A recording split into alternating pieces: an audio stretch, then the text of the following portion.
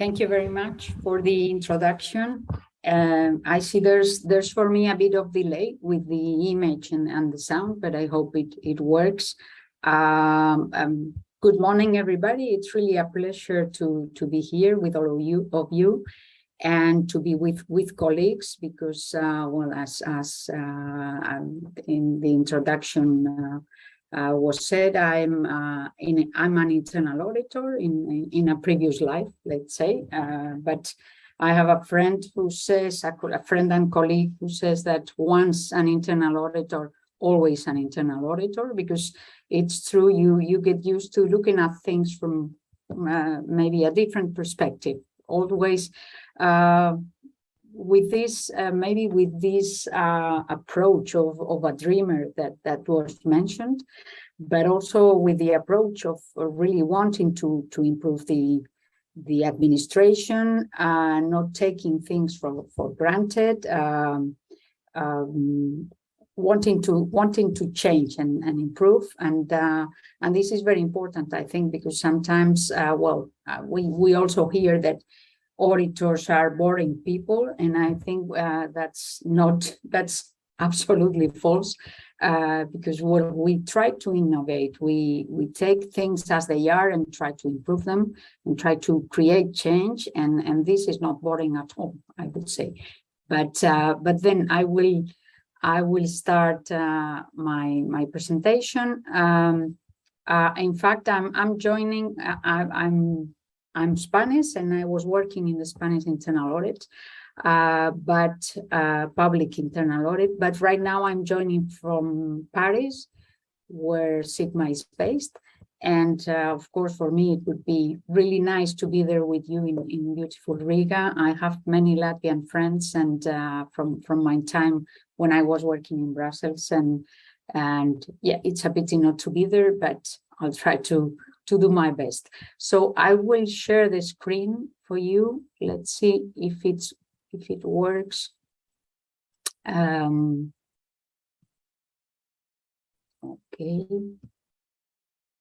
Can you see it? Yeah, I see on the screen that it's fine. Okay, so I'm going to talk about, well, this is a long title, really, Principles, Reforms and Challenges, and good governance and the added value of internal audit. So it's a lot of things, really, so I'll try to be brief and talk a little bit for each of the aspects. So what is Sigma? Sigma was mentioned also by the previous speaker. It's the acronym for Support for Improvement in Governance and Management, and it is a joint initiative of the OECD and the European Union, which is principally financed by the European Union. What we do is supporting candidate countries and potential candidates to the EU, and also neighbor countries to the east and the south of the European Union in the reforms of the public administration, including public finance. We work in 6 different areas, which you can see here: strategic framework of PAR, policy development and coordination, public service and human resource management, accountability, service delivery, and PFM. PFM understood in a very wide sense, including public procurement, budget management, PIFC, then internal control and internal audit, and also external audit, so quite a wide range. The support is very, can be of very different nature. So we do policy advice, we help to build capacity, we provide for technical assistance, not financial assistance, we provide for benchmarking. And one thing we do every 4 years, more or less, is an assessment of the candidate and potential candidate countries, so 6 countries in the Western Balkans, assessing what the situation is in these 6 areas of the public administration reform. So regarding internal audit, we have right now in our current principles, although we are working in a modification of those principles to update them, to include like a modernized approach, include other principles like greening or digital, for example. But right now, these are the applicable principles. The first one is referred more to the framework. So we check that there is an operational framework, legal and operational framework for internal audit that is based on international standards, and also that its application by budget organizations is consistent with the legislation governing public administration and PFM in general. And the second principle refers to implementation. And so we assess if the organizations are implementing internal audit in line with the overall internal audit policy and according or in the more appropriate way to the organization. So in the first one, regarding the operational framework, we check whether the regulatory framework is adequate, which is the organizational capacity for internal audit, if there's coordination of the internal audit system, and if there's a system for quality assurance. And then regarding implementation, it's more about functioning, about quality of the internal audit. So here, what we check is the strength of planning of the internal audit, the quality of the audit reports, and then also the impact, the follow-up and implementation of audit recommendations. One thing I forgot to say is that in the case of internal audit, and also internal control, so the whole PIFC, Public Internal Financial Control area, we based our assessment on the Chapter 32, on the requirements for accession to the European Union regarding financial control, which are based on three pillars: decentralized managerial accountability, independent internal audit, and a central coordination body, like the central harmonization units in many of the in many member states and also in the candidate countries. One thing I would also like to mention is that right now Sigma is starting some work on what we call refocusing PIFC, which is we intend to do to take stock of the current situation, to see what problems the countries have, what challenges remain, how they can be improved. And so, for example, one of the things we will probably take a look at is the organization of internal audit, because according to Chapter 32, internal audit has to be independent. So decentralized is not mentioned there, but as it is mentioned regarding managerial accountability, it has really been interpreted that it has to be decentralized. Each organization must have their own internal audit. And this in very small countries is creating problems sometimes. Some of the countries, what they have done is creating, let's say, umbrella internal audit units in ministries, for example, that are looking at all the second level budget users under the responsibility of the ministry, and they are responsible for the audit there. So just to tell you that we will be taking a look at the concept of PIFC and maybe propose some not changes, some different principles or changes in how it is perceived and understood. So the last assessment was done in 2021, and we, as in the previous assessment, we have perceived that the regulatory framework in this for internal audit in these countries, it's very well established, and it's also developed according to international standard, which is, well, this is not too difficult because it's quite straightforward to create the regulatory framework.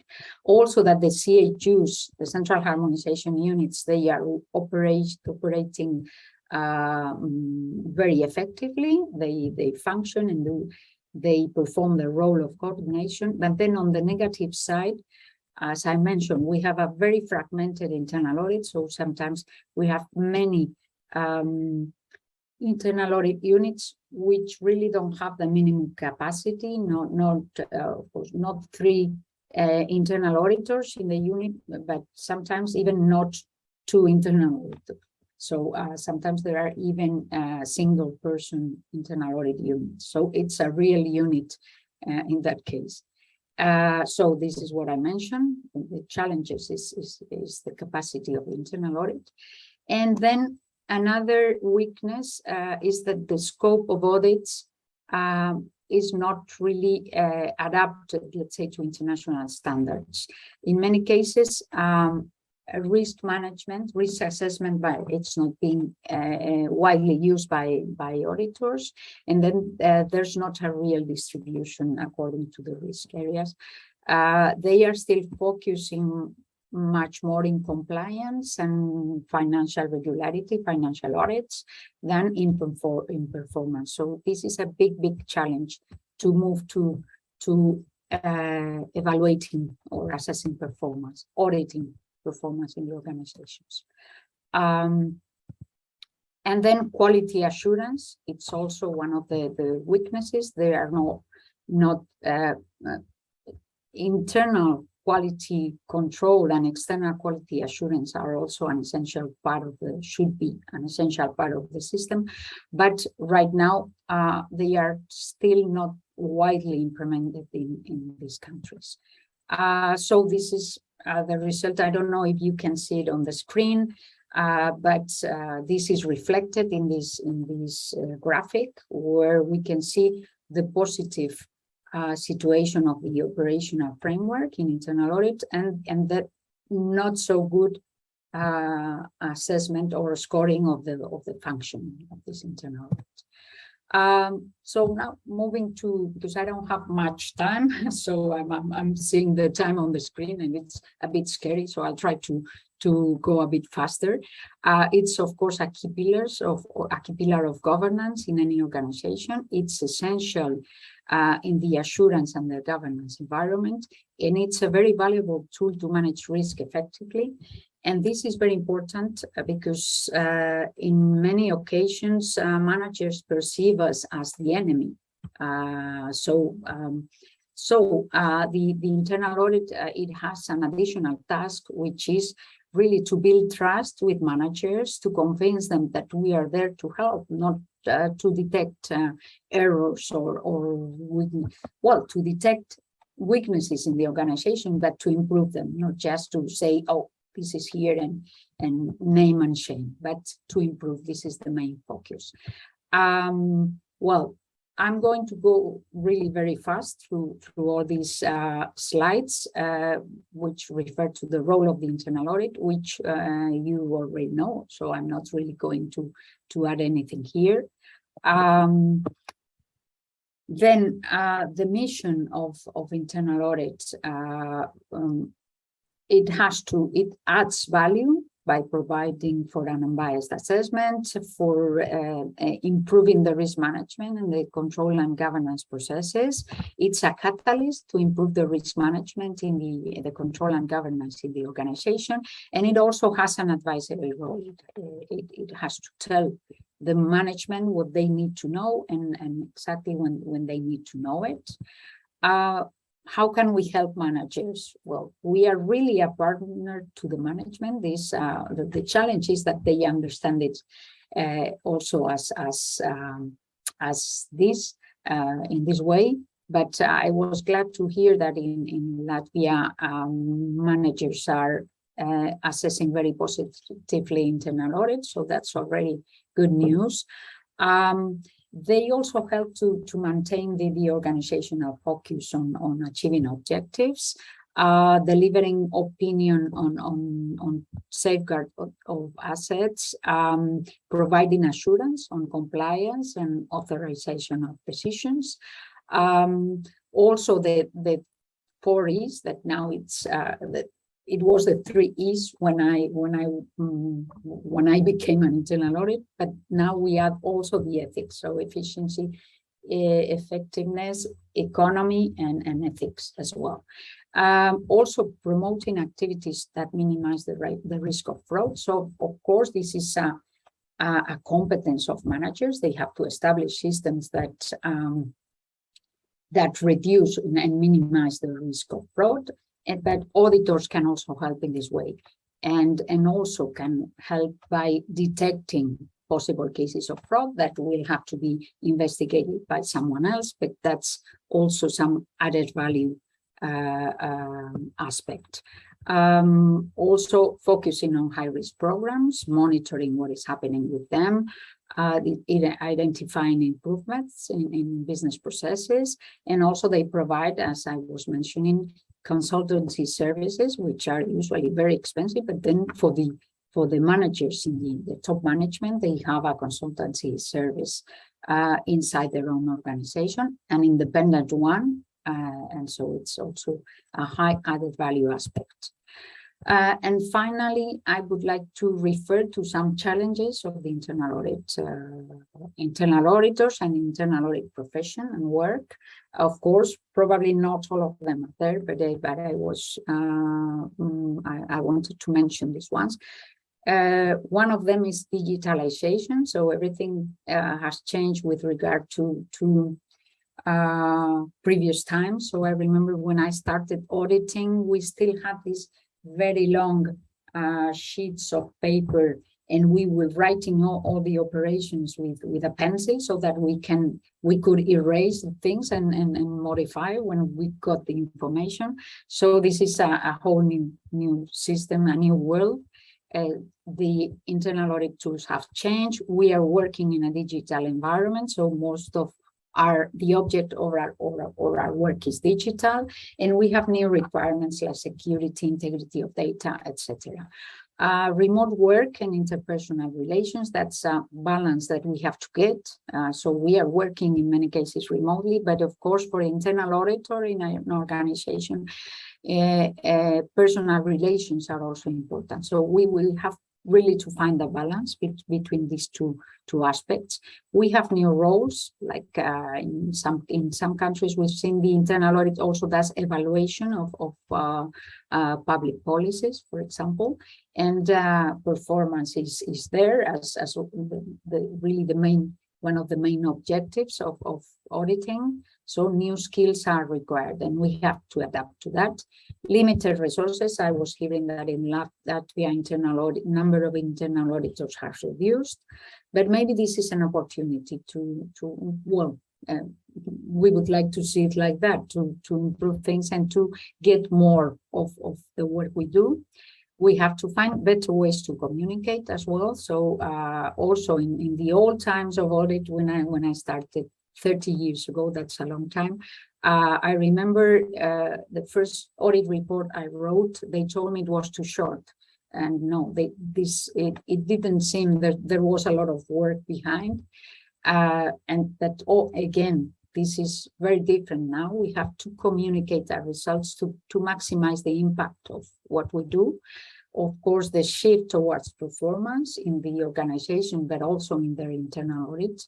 And also demands by management and citizens, which are becoming, citizens are better informed, they are more demanding, and so they will be asking more from us. So a lot of things to do, but hopefully we will manage to adapt to all this and continue performing well in face of all these challenges. So thank you very much for your attention, and I'm open to questions if there are any.